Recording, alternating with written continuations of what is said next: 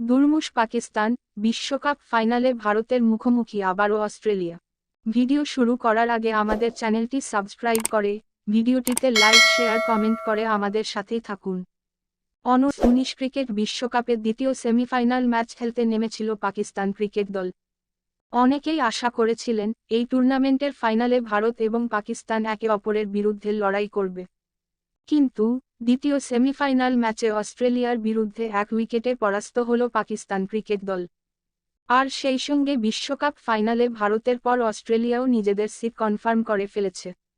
এই প্রসঙ্গে আপনাদের জানিয়ে রাখি, ইতিপূর্বে বিশ্ব টেস্ট চ্যাম্পিয়নশিপ এবং একদিনের ক্রিকেট বিশ্বকাপ ফাইনালে ভারত এবং অস্ট্রেলিয়ার সিনিয়র ক্রিকেট দল মুখোমুখি হয়েছিল।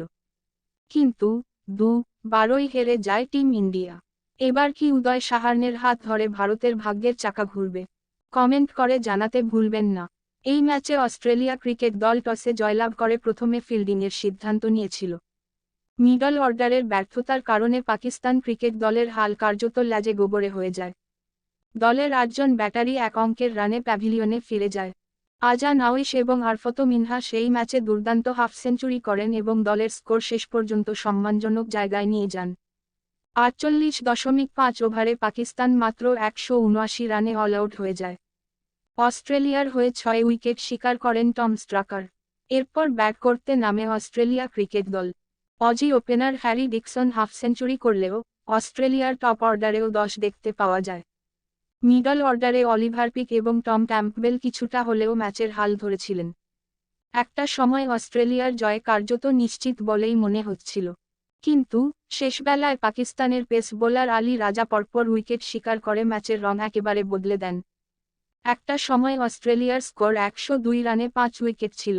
সেই জায়গা থেকে 162 রানে দলের নবম উইকেট পড়ে যায়। শেষ উইকেটে লড়াই চালাচ্ছিলেন ভিডলার এবং ম্যাকমিলন। শেষবেলায় নাটক শুরু করে পাকিস্তান।